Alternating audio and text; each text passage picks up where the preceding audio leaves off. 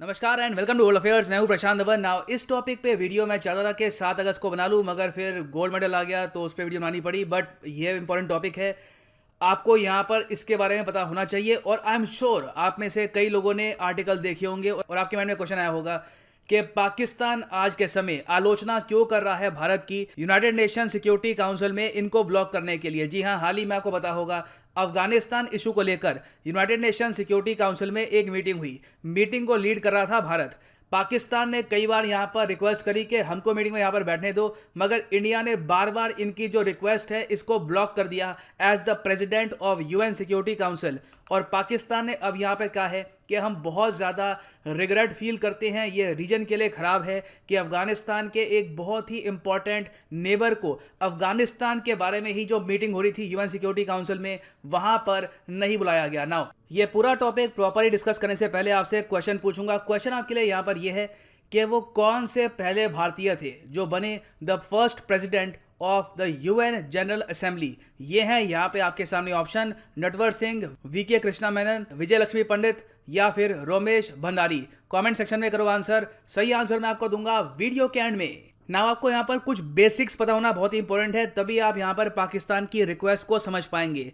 अभी के लिए यूनाइटेड नेशन सिक्योरिटी काउंसिल, जिसके बारे में आपने बचपन से पढ़ा है, 5 यहाँ पे है permanent member: UK, Russia, France, China, USA, और फिर 10 होते हैं टेम्परेरी मेंबर्स। तो इस सिक्योरिटी काउंसिल का अगस्त 2021 महीने के लिए प्रेसिडेंट है भारत। और वैसे अगर हम बात करें तो यूएन सिक्योरिटी काउंसिल में अस्थायी मेंबर है भारत 2022 साल के लिए। और अगर यहाँ पे आप सोच रहे हैं कि बस अगस्त महीने के लिए, बस एक महीने के लिए हम प्रेसिडेंट रहेंगे यूएन सिक्योरिटी काउंसिल के, तो इसका आंसर है नहीं।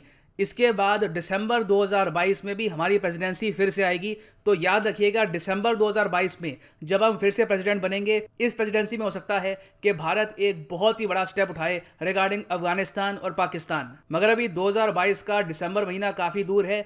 अभी के लिए 2021 में भी जो हमारी प्रेसिडेंसी चल रही है, भारत इसमें भी बहुत ही इंपॉर्टेंट स्टेप्स उठा रहा है। देखो, जैसे ही भारत बना president of UN security council, Afghanistan के जो विदेश मंत्री हैं मोहम्मद हनीफ अतमार, ये मिले एस जयशंकर साहब से। और इन्होंने यहाँ पर कहा कि हम चाहते हैं कि यूएन सिक्योरिटी काउंसिल में भारत अफगानिस्तान का मुद्दा उठाए। अफगानिस्तान में जो सिचुएशन है, जिस तरीके से सिविलियंस पे अटैक हो रहा है, ये मुद्दा भारत को उठाना चाहिए eight the UN security council. और यहाँ पे आप देख पाओगे ये ट्वीट है अफगानिस्तान के विदेश मंत्री की कि I called on doctor S Jaishankar to discuss convening an emergency UN Security Council session on Afghanistan.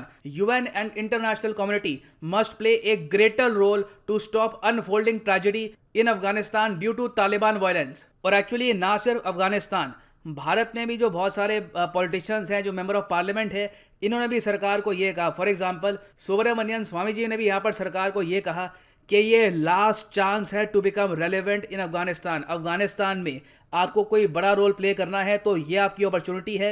UN security council में एक मीटिंग बुलाओ अफगानिस्तान के इशू को लेकर। You have the power. अब अपनी पावर यूज नहीं करोगे तो कब करोगे? तो अफगानिस्तान की सरकार के कहने पर ऑब्वियसली इंडिया ने यूएन सिक्योरिटी काउंसिल के प्रेसिडेंट के रूप में एक मीटिंग बुलाई on the issue of Afghanistan situation. और ये पावर देखो होती है प्रेसिडेंट को। प्रेसिडेंट ही डिसाइड करेगा आज के समय कि यूनाइटेड नेशन सिक्योरिटी काउंसिल में जो भी टॉपिक डिस्कस होना है, जो भी रेजोल्यूशन पास होना है, ये सब आज के समय डिसाइड करेगा Bharat, at least till the end of August month. Now जैसे ही भारत ने डिसाइड किया कि ठीक है हम यहाँ पर यूएन सिक्योरिटी काउंसिल में एक मीटिंग करेंगे, तो मतलब कि 15 जो यहाँ पर कंट्रीज हैं इंक्लूडिंग चाइना, यूएस, रशिया, ये सब यहाँ पे डिस्कस करेंगे अफगानिस्तान की सिचुएशन को। पाकिस्तान ने ये कहा कि हम भी इस मीटिंग में आएंगे। अब यहाँ पे आप कहोगे वेट, पाकिस्तान आज के समय यूएन सिक्योरिटी काउंसिल का मेंबर नहीं है, ना परमानेंट मेंबर है, ना अस्थायी मेंबर है, तो पाकिस्तान कैसे कह रहा है कि इस मीटिंग में ये लोग आ जाएंगे? तो देखिए, प्रेसिडेंट के पास पावर होती है कि एक ऐसा देश जो अभी के लिए यूएन सिक्योरिटी काउंसिल का मेंबर नहीं है, वो एक स्पेसिफिक मीटिंग के लिए यूएन सिक्योरिटी काउंसिल का सेशन अटेंड कर सकता है। अब फॉर एग्जांपल इंडिया ने अफगानिस्तान की सरकार को एंट्री दे दी इस इशू को लेकर, क्योंकि अफगानिस्तान के बारे में ही बात हो रही थी eight the UN security council. Pakistan ने कहा ठीक है, फिर हमको भी यहाँ पे आने दो, हमारे भी जो रिप्रेजेंटेटिव हैं ये पाकिस्तान का पक्ष रखेंगे। तो इंडिया ने यहाँ पर चुपचाप कह दिया कि नहीं, आपकी रिक्वायरमेंट यहाँ पर नहीं है। अब इस इशू को लेकर पाकिस्तान काफ़ी गुस्सा है।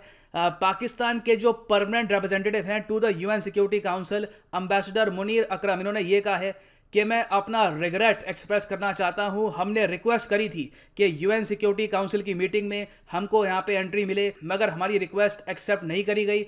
इंडिया का नाम डायरेक्टली ये नहीं ले सकते क्योंकि इंडिया प्रेसिडेंट है, तो कुछ गरिमा मेंटेन करनी होती है, तो इंडिया का नाम ये यहाँ पर नहीं ले पाए। मगर आज के समय ना सिर्फ Pakistan representative to the UN, Pakistan की सरकार भी ये मुद्दा उठा रही है कि हाल ही में यूएन सिक्योरिटी काउंसिल में पाकिस्तान के अगेंस्ट फॉल्स नैरेटिव यहाँ पे फैलाया गया और ये एक मैटर है ऑफ डीप रिग्रेट। हमको मीटिंग में एंट्री भी नहीं मिली, ये ठीक नहीं है, रीजन के लिए भी ये ठीक नहीं है। तो बेसिकली पाकिस्तान ने काफ़ी प्रोटेस्ट किया कि इनको यहाँ पर मीटिंग में कुछ बोलने नहीं दिया गया, एक्चुअली मीटिंग में एंट्री ही नहीं मिली। नाउ अब आप यहाँ पे पूछ सकते हैं कि यूएन सिक्योरिटी काउंसिल की इस मीटिंग में पाकिस्तान एंट्री लेने को इतना उतावला क्यों था, इनको इतनी ज़्यादा एंग्जाइटी क्यों रही थी कि हमको यहाँ पर मौजूद रहना है। फिर देखिए रीज़न यहाँ पे बहुत ही सिंपल है। इंडिया ने इस मुद्दे को बहुत ही डिफरेंट तरीके से उठाया है। इससे पहले यूएन सिक्योरिटी काउंसिल में जब भी अफगानिस्तान का मुद्दा उठा है, सीधा बात होती है तालिबान से हम कैसे निपटें, अफगानिस्तान के कैसे हल करें। इंडिया ने ऑल टुगेदर ध्यान यहाँ पर कर दिया आतंकवाद पर कि देखिए अफगानिस्तान भी तो एक विक्टिम है आतंकवाद का। कई आज के समय आतंकवादी संगठन है जो अफगानिस्तान से बाहर हैं और वो अफगानिस्तान में भेज रहे हैं आतंकवादी ताकि अशरफ गनी की जो सरकार है इसको ये हटा सके। तो इंडिया ने यहाँ पर फोकस यहाँ पे कर दिया। यहाँ पे आप देखोगे India at UN security council, आतंकवादियों के जो सेफ हेवन्स है, ये हेवन नहीं है, सेफ हेवन, हेवन होता है जहाँ पे एक आदमी छुप सके, तो आतंकवादियों के जो सेफ हेवन है इनको डिसमेंटल करना होगा, इसको तोड़ना होगा फॉर अफगानिस्तान पीस। नाउ अब आप यहाँ पे पूछेंगे कि इंडिया ने यहाँ पर ओपनली पाकिस्तान का नाम क्यों नहीं लिया, इतने दबे शब्दों में ये बात क्यों बोल दी। देखिए इंडिया की एक पॉलिसी रही है, पहली बात तो पिछले 4 साल से आप अगर देखोगे पाकिस्तान को डायरेक्टली हम बहुत कम एड्रेस करते हैं, ज़्यादातर हम इशारों में बता देते हैं कि किसकी बात कर रहे हैं। दूसरी बात ये भी है कि जब आप प्रेसिडेंट हो मीटिंग के तो आप बायस्ड नहीं दिख सकते, यहाँ पर किसी कंट्री का नाम लेना गलत होगा, आपको बहुत ही न्यूट्रल तरीके से बात करनी होती है। तो इंडिया ने यहाँ पे मुद्दा उठाया आतंकवाद का। फिर जो अफगानिस्तान के परमानेंट रिप्रेजेंटेटिव हैं to the UN security council, Ghulam Isaczai साहब, ये खड़े हो गए। इन्होंने ये कहा कि हमारे पास प्रॉपर एविडेंस है, पाकिस्तान की सरकार आज के समय सेफ हेवन और लॉजिस्टिकल सपोर्ट प्रोवाइड कर रही है तालिबान को, मतलब कि पाकिस्तान तालिबान को सपोर्ट कर रहा है और ये लोग मिलकर कोशिश कर रहे हैं कि अफगानिस्तान की सरकार को ये लोग हटाएं। तो ये यूएन सिक्योरिटी काउंसिल में बोल दिया गया है, डॉक्यूमेंट्स में रजिस्टर्ड है और यहाँ पर मैं कहूँगा ये एक बहुत ही इंपॉर्टेंट मीटिंग है। पहली बार है यूएन सिक्योरिटी काउंसिल में जब ये डिस्कस किया गया कि सारा कसूर अफगानिस्तान का नहीं है, सारा आतंकवाद यहाँ से नहीं आ रहा, बहुत सारा टेररिज्म अफगानिस्तान में एक्सपोर्ट भी किया जा रहा है बाहर की कंट्रीज द्वारा। तो इंडिया ने पहली बात तो जो यूएन सिक्योरिटी काउंसिल का दृष्टिकोण है ये थोड़ा सा ब्रॉड किया है। और इस मीटिंग के तुरंत बाद अफगानिस्तान की सरकार ने जारी करी एक प्रेस रिलीज जहां पर यह बताया कि पाकिस्तानी नेशनल्स, 30 पाकिस्तानी नेशनल्स मारे गए हैं अफगानिस्तान की एयर स्ट्राइक्स में। टोटल 112 तालिबान के आतंकवादी मारे गए,